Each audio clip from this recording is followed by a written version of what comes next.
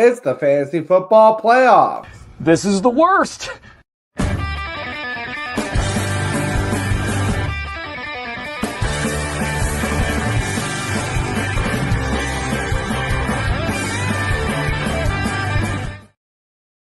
Mutazita Banakasi, welcome into the Worst Fantasy Show. I am your host with the least, Jack Lusney, coming to you on this Friday night, just before the Fantasy Football Playoffs are set to continue, because we did have the Thursday night game.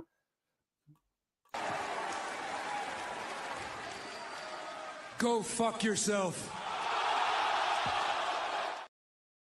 Not a single touchdown scored in Thursday Night Football. Rams versus San Francisco 49ers. A lot of people are down bad after this game. It's going to shake up, I'm sure, a lot of fantasy football matchups. So a lot of our decisions are going to be based on the Thursday game, especially if we're needing to salvage our lineups. If you had Cooper Kupp, Brock Purdy, basically anyone not named Kyren Williams and Puka Nacua were essentially the only viable fantasy starters in this game. So, without further ado, let's get into the rest of the matchups.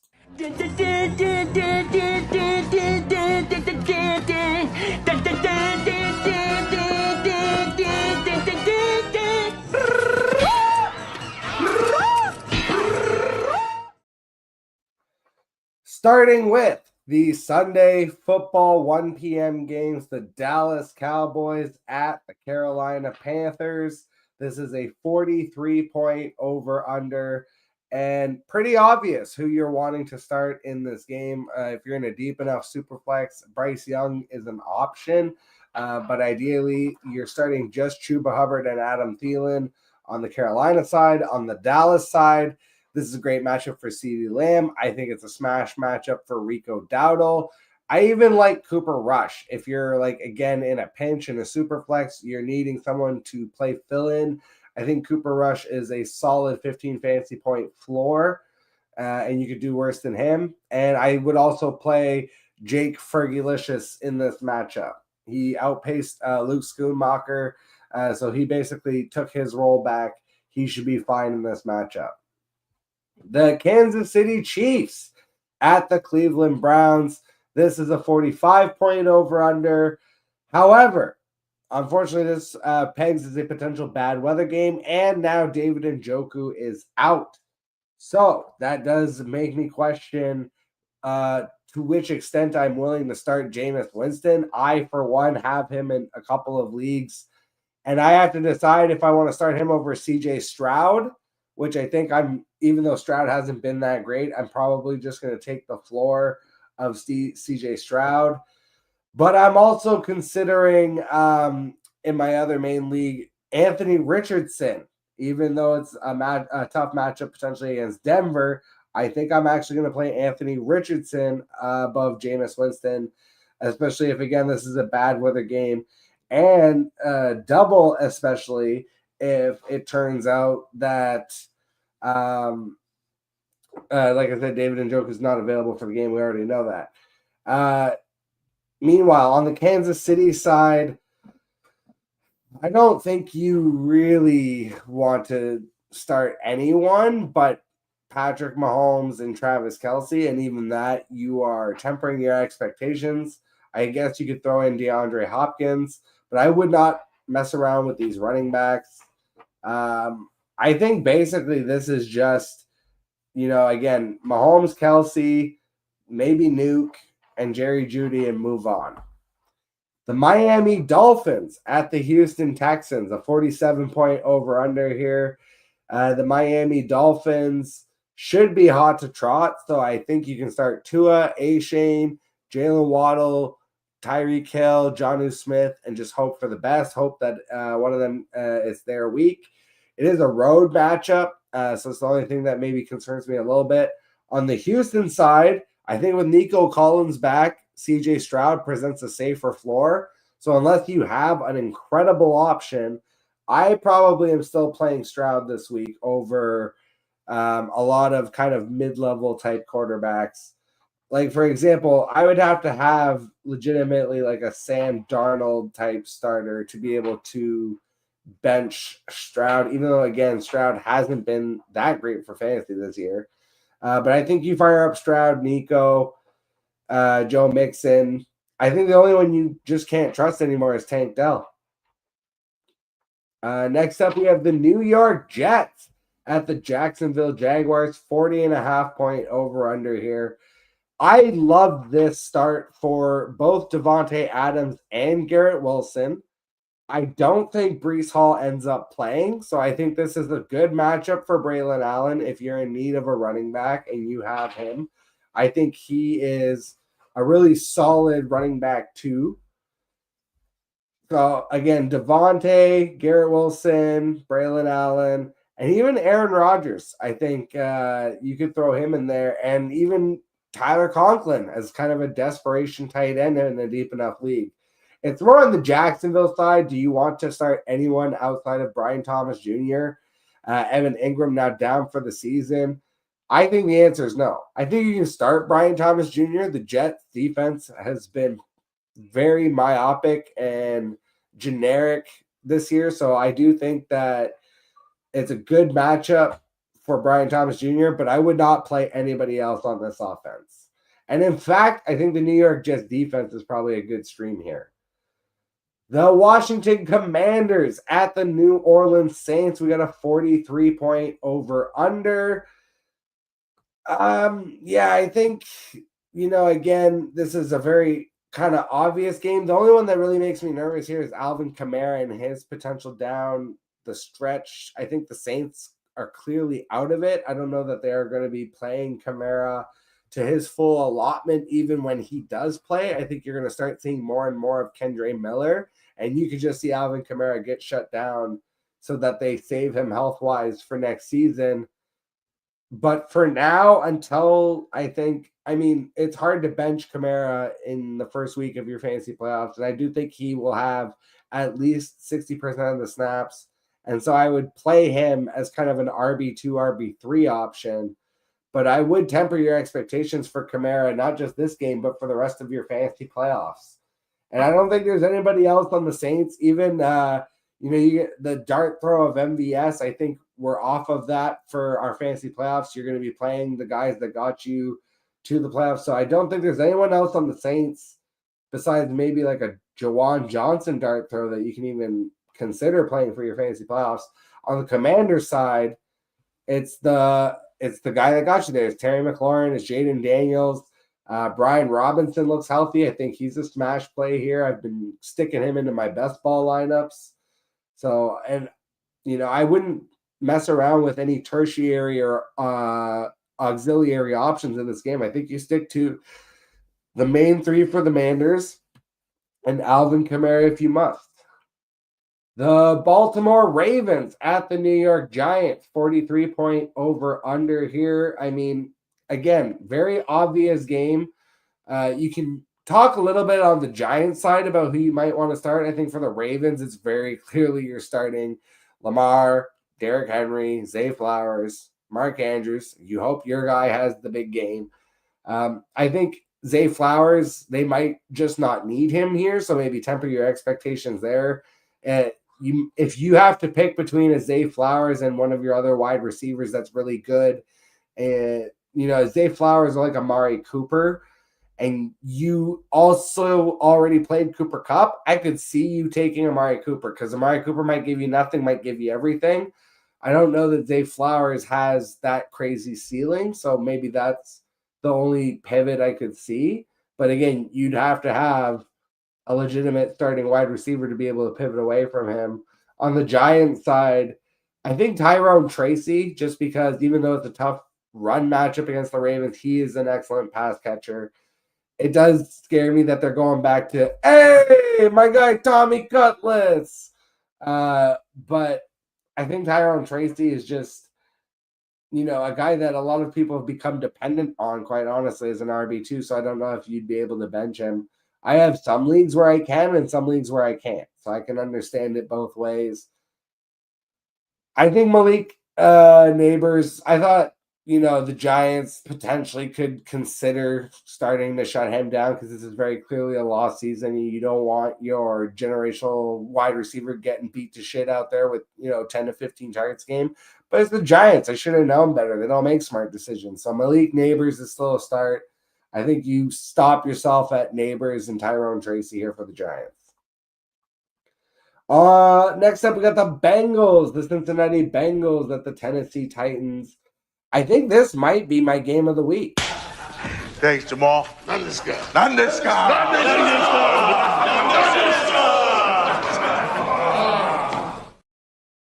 The Bengals defense has really been kind of atrocious, and the Bengals offense has been equally as incredible. So I think, you fire up Burrow, Chase, Higgins, Chase Brown.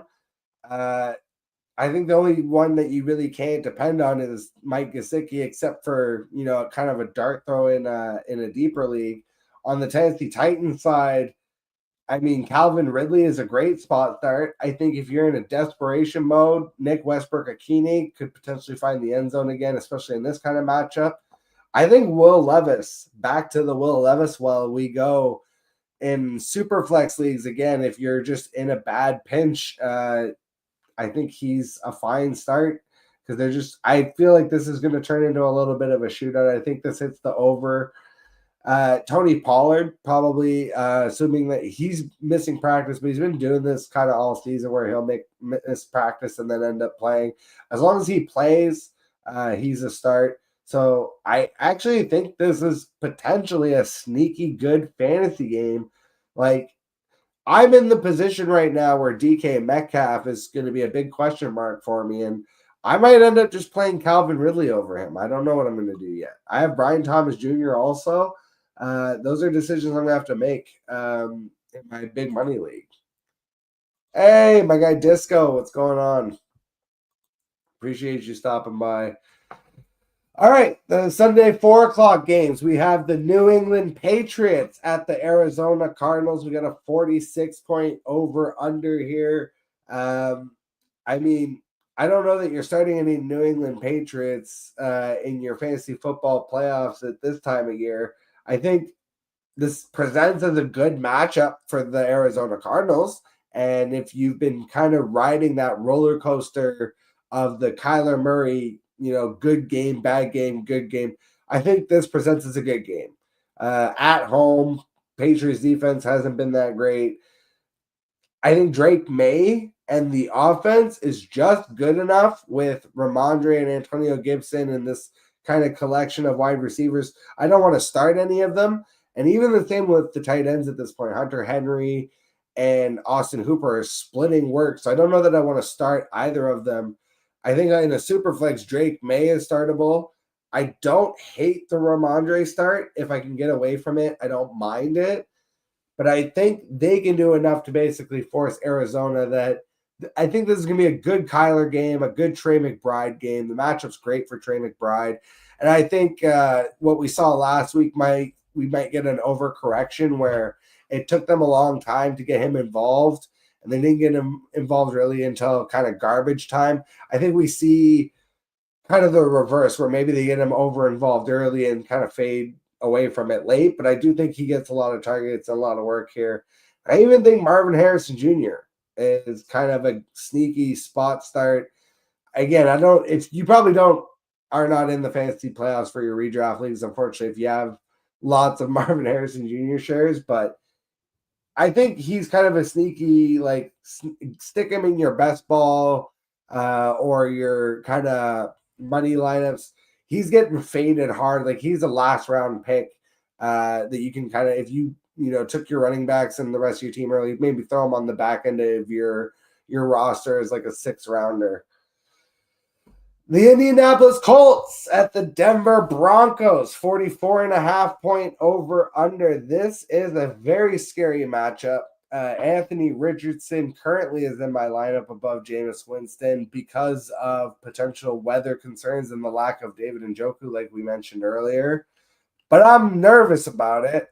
The only thing that makes me a little less nervous is that my opponent currently is the one that started Brock Purdy, who got a whole 2.5 fantasy points. So I'm hoping Anthony Richardson can kind of hit his floor here.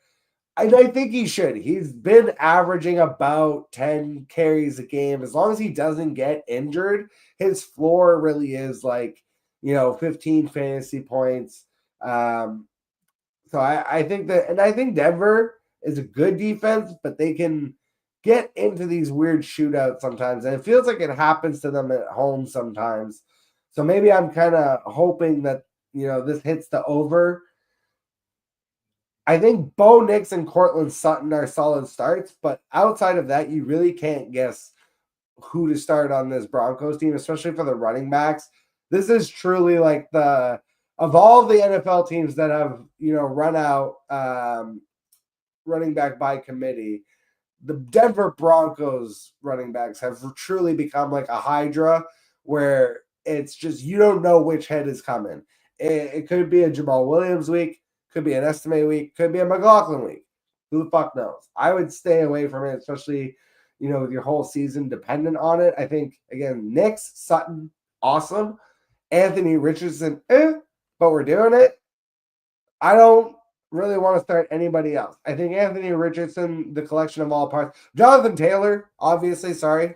Just being that he is a first-round running back, you're probably starting him and maybe tempering your expectations and hoping for the best and hoping he gets into the end zone or cracks a long one. But I'm not trying to start ancillary auxiliary pieces here. I'm not trying to rely on Michael Pittman or Josh Downs to have a huge game in what's not a great matchup.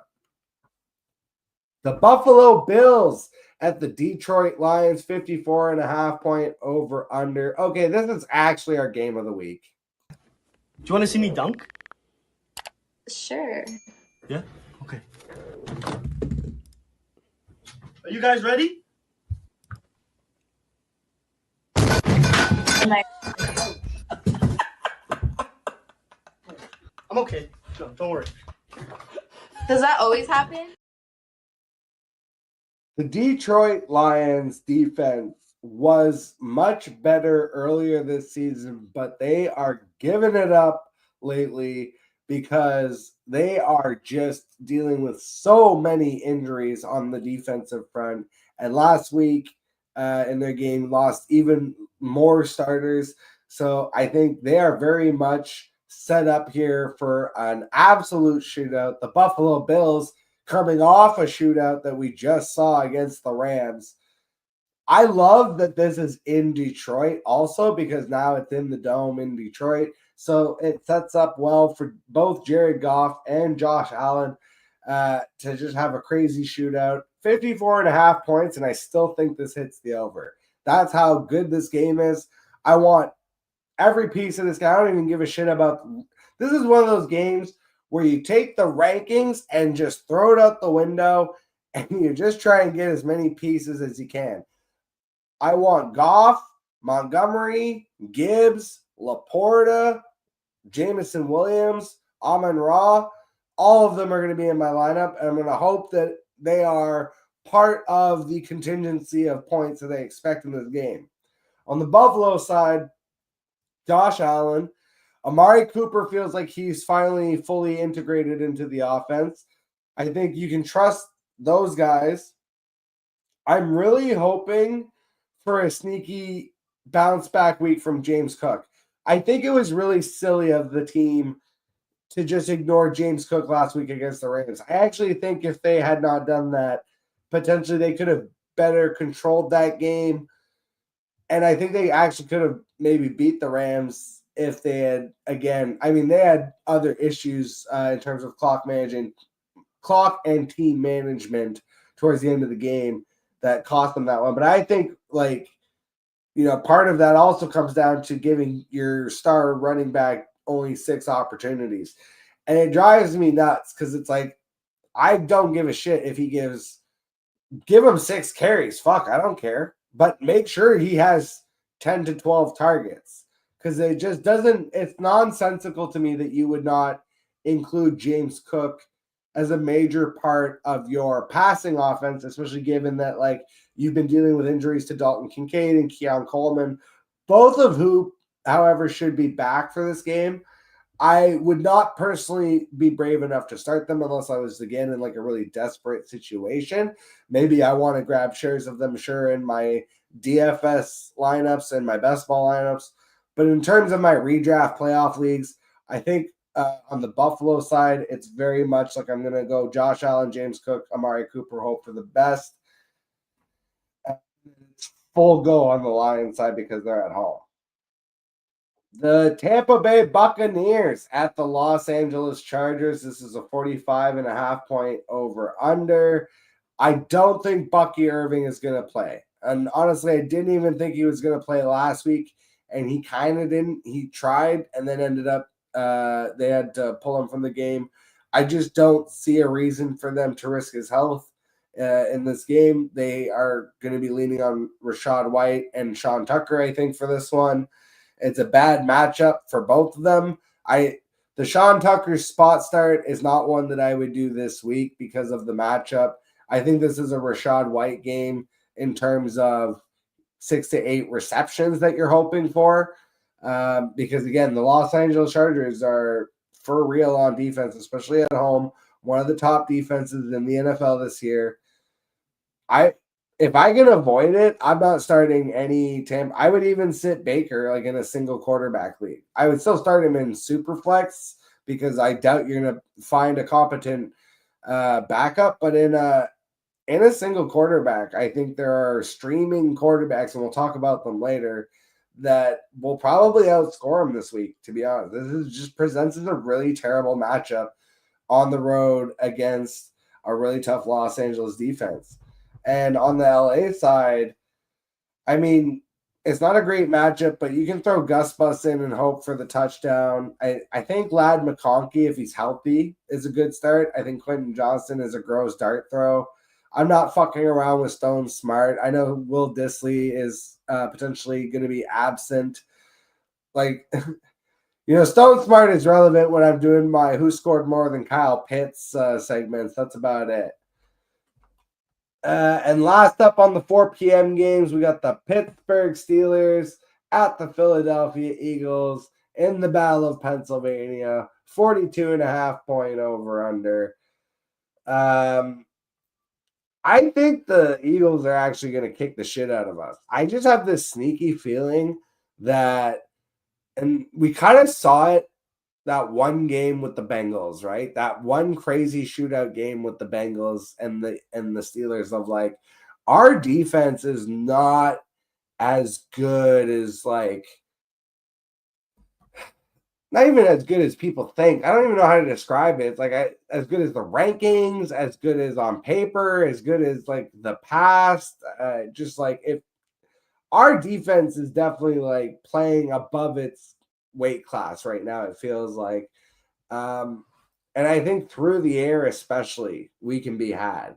And I think based on the Eagles' last game, I just feel the A.J. Brown game coming. And I feel it for a couple reasons. One, it does feel like a get-right game. But it also, like, sometimes personal karma is just a thing, right? So just shout out to this guy, Matt Yeager, in my main money leagues. I play with him actually in a lot of leagues. He's a great dude. He's real competitive, but he talks a lot of shit. And he was at one point in like, I think even first or second in my redraft main money league and fell all the way out of the playoffs due largely in part to the myopic and generic play of A.J. Brown the last kind of like 4 to 6 weeks. And so the fact that A.J. Brown would have like an explosion week the week after he gets eliminated from the playoffs, I think would also just be a little bit of added karmic justice. And again, that is 100% personal bias, has nothing to do with nothing. But I just feel it in my bones that A.J. Brown's going to have a monster day. Also just because he seems so pissed off. Again, maybe some squeaky wheel syndrome there. And I think it's actually a decent matchup at home. The Steelers, again, I think can be had through the air. So I would not be I would not be like shocked if this was a 150-yard, 2-touchdown performance from AJ Brown. And so I'm starting Hurts, I'm starting Brown with no Goddard. I'm starting Devonta Smith. Saquon Barkley is obviously in your lineup every single week, regardless of the matchup, because he can get it done on the ground and in the air. I think the questions come on the Steelers side. Without George Pickens, do you still start Russell Wilson in a road matchup here against the Eagles? I would say no. That's the only thing about maybe the sneaky shootout part is the Steelers have to show up for their side of it, and I don't know if they can without Pickens. But maybe with the collection of kind of wide receivers and Muth and Najee and Jalen, we push just enough. But I basically would start Najee, and even then I would kind of brace for impact. But yeah, I think Najee, and that's about it for me. We got some comments, some questions before we get into the last couple games here. Hey man, who would you rather start this week? I need as most points as possible. I'm already 9 points behind my matchup. Start Herbert with a good matchup, not great weapons, and gets 20. Or Tua last 4 games got 21. Harder Matt. Yeah. I would go with Tua there. The thing with Herbert and Tampa Bay is, again, the defenses are too good. Whereas, even though technically, like on paper, that Miami, Houston, it's like Houston's defense is good, but they're not great. Like, they're not like world beaters or anything. Yeah, Tua's been on such a heater, but I also think Houston could. If you're asking me which one is more likely to hit the over, I think it is Houston and Miami, because it's like Houston. I'm looking at like, Stroud hits Nico Collins a couple times. Mixon gets a couple touchdowns. You're getting at least probably 28 from Houston. Miami could very well pace them. They've got the offense to do that. Tua collection of all parts. Yeah, I think I like Tua more than I like Justin Herbert this week, because it's like Herbert, you're hoping Ladd McConkey plays, and I mean Tampa Bay defense they're a little better than I think people think they are. Like, the matchup is better on paper, I think, than it is in real life. Especially if Ladd McConkey's not there, then we're talking about a whole different story. Also, Justin Herbert's been banged up.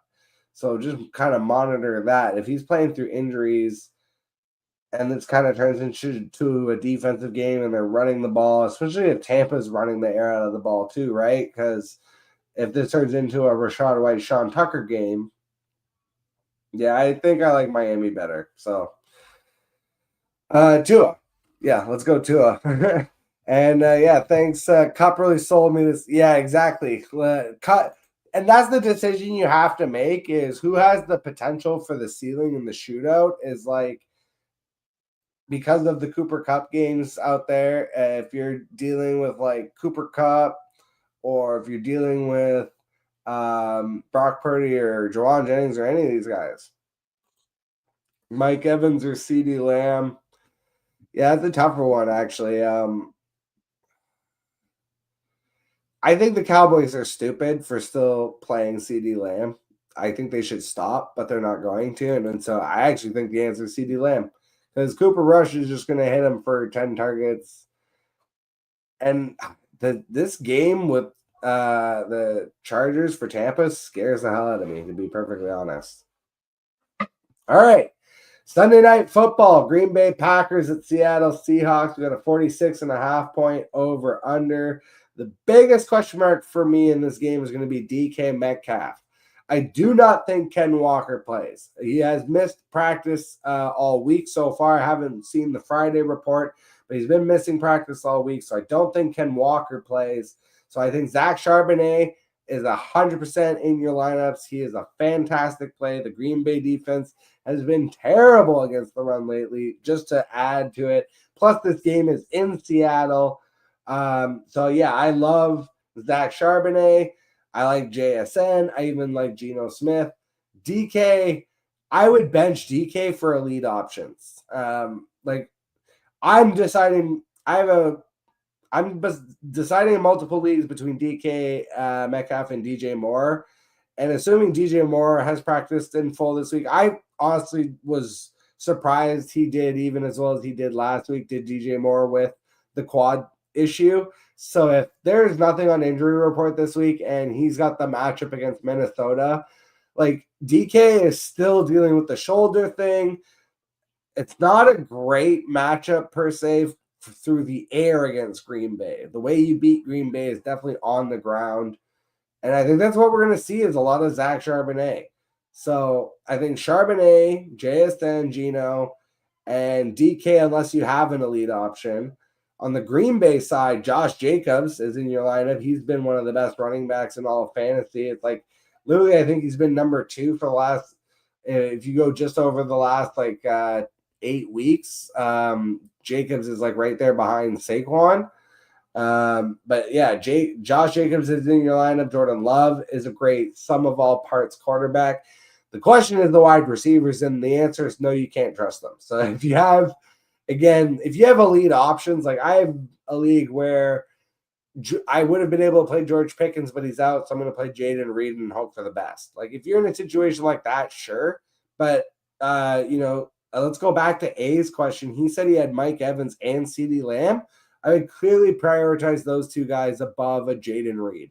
Mike Evans has a shitty matchup and has been dealing with injuries. I still he's the one that I would still play him as a stud over a Jaden Reed. That's kind of the level you have to be able to bench a Jaden Reed, in my opinion. And Tucker Kraft, sneaky tight end, good play also. And lastly, and also leastly, we get the Monday night doubleheader. The first one's not that bad. Chicago Bears at the Minnesota Vikings, 43.5 point over under. Sam Darnold, Jordan Addison, you chase those points. Justin Jefferson's always in your lineup. Hawkinson kind of been but I doubt you're finding a better tight end just off waivers. So he's probably starting for you. And Aaron Jones, I think is a good matchup actually because Chicago, tougher on the pass than they are on the run. So I think Aaron Jones is an okay play. On the Chicago side, I would not play DeAndre Swift if I can help it. Like Aaron Jones above DeAndre Swift. If you were able to get Zach Charbonnet, that's an obvious one. I think you can start to argue I would play Najee Harris still above DeAndre Swift. If I was able to access Rachaad White somehow, it's really backup running. Like you start to get to the Antonio Gibson questions, then I can see, okay, no, let me get DeAndre Swift there. But otherwise, I think this is, DJ Moore, assuming full health, which I think he's been practicing. I haven't seen him pop up on reports or anything. So I think Caleb is a decent bounce back start here. DJ Moore. And then you can throw in Keenan or Rome Odunze and hope for the best. I think Rome is a little bit better of a play right now. It seems like that rookie-to-rookie connection is kind of building on this last half of the season. So I would prioritize him a little bit over Keenan.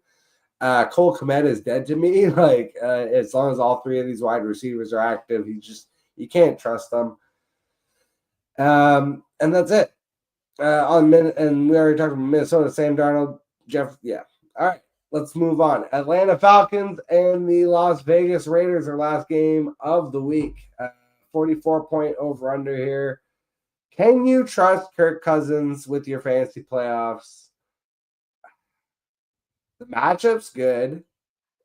I think it would take some steel underpants, but in a super flex, I would feel better about it. I would play him above Russell Wilson this week. Just kind of looking at some of these matchups real quick, obviously above the Giants quarterback, but I think he's on par with honestly, I think Cooper Rush and Kirk Cousins are a very even kind of play this week. And that scares me to say that, but I think Bijan Robinson is in and you're ecstatic because he's still been good this year in spite of the crap around him. Thank God. But Kyle Pitts was straight dropped in my Megalo Bowl league, and I picked him up and played him last week. And luckily, it didn't really matter because I was already in the playoffs. But it wasn't good. We had a whole segment about it. You've probably seen it on the homepage. Who scored more than Kyle Pitts Christmas edition? Kyle Pitts has been a fucking ghost of Christmas past and present and future. You can't play him. Dalton Schultz is a better play right now than Kyle Pitts. So I think Drake London, Bijan, Kirk if you have to. And on Las Vegas side, it's like Jacoby Myers and Brock Bowers, and that's it. All right, let's get into some streaming options for these playoffs, and then we'll get on out of here. Don't tell me. We're about to go over a huge waterfall. Yep. Sharp rocks at the bottom? Most likely. Bring it on.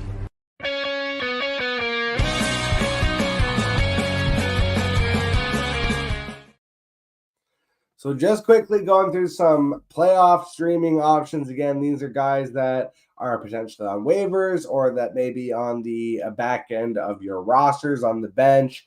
Guys that I like personally this week if you are needing a play. So for quarterback, Jameis Winston, yes, the weather and everything we talked about potentially temper your expectations, especially without Njoku. But I still think you could do worse. I actually like Cooper Rush. I think Cooper Rush has a pretty safe floor against Carolina, even though it's a road matchup. I think he is probably the safest of these options. And finally, still, you're going to be some iron will for Will Levis to put him in your lineup in the fantasy playoffs. But that matchup against Cincinnati Bengals, and he is at home, I think that could turn into a little bit of a shootout. And I think Will Levis could end up being a top 10 fantasy quarterback this week. For the running back position, Kendre Miller seems to be getting more work and is worth a spot start. Justice Hill in a desperation situation at the New York Giants hopefully gets more work because if that game gets out of hand, they may not need Derrick Henry in there. And then Sean Tucker, assuming Bucky Irving misses and you really have nobody else to start at running back, I think he's worth a spot start. For the wide receivers, Romeo Doubs is still in concussion protocol, but if he's on your waivers, he has been practicing in full. He is potentially worth a spot start. MWH, the law firm, Nick Westbrook-Akine versus Cincinnati Bengals. The touchdown streak was finally broken last week, but I think he could find the end zone again this week. So if you're in need of a big boom desperation play, NWH might be it. Ray McCloud for the Falcons has 17 targets in 2 games and has a great matchup against the Raiders.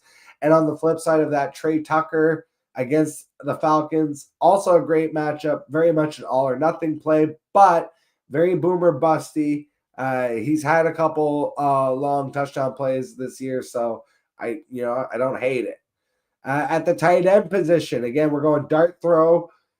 Isaiah Likely, hoping this gets out of hand a little bit against the Giants. Maybe they don't need Mark Andrews. Maybe this turns into the Isaiah Likely double touchdown game again. I also like you can take your shot at Hunter Henry or even Austin Hooper. Both are heavily involved lately in the Patriots passing game. It's not a great matchup against Arizona, but again, they're involved. And we talked about the dart throw for Stone Smart. The Will Dissly is doubtful. It's an okay matchup. He is basically a big body wide receiver at 6'4", 225. So it's not the worst thing I could think of. Streaming defense. So we got 2 sorts here. This week, and then stash defenses. So this week, the Atlanta Falcons are going to be against the Raiders, who don't seem sure who their quarterback is. I actually think the Dallas Cowboys, even though Carolina has been playing a lot better, I think Dallas defense can get after them. And so they're a solid play this week. And then a stash defense that you guys want to hold on to. If the Bills are out there floating, get them, pick them up. They have the New England Patriots and the New York Jets after this week. And the Colts after this week have the Tennessee Titans and the New York Giants. That's for weeks 15, 16, so you can get ahead of your league mates and stash some good defenses. And hey, kickers are people too. If you need a kicker this week, Daniel Carlson versus Atlanta, Zane Gonzalez for the Washington Commanders at the New Orleans Saints. And you want to get Lutz? Let's get Lutz. It's Will Lutz versus the Indianapolis Colts for the Denver Broncos. And our final question of the night from Gabe. Thank you for stopping by. Who would you bench? Monty, Bijan, B-Rob, or Charm? I got no idea. I mean, hey, that's a good question to have. The fact that you've got 4 excellent running backs and you have to bench one of them. The answer is actually Charm. No, it's B-Rob. You're benching B-Rob. Basically, David Montgomery, Bijan Robinson, and Zach Charbonnet.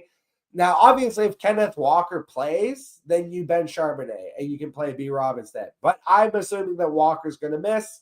So the answer is going to be you bench B-Rob because he just has, I think, a slightly lower ceiling than all the rest of these guys.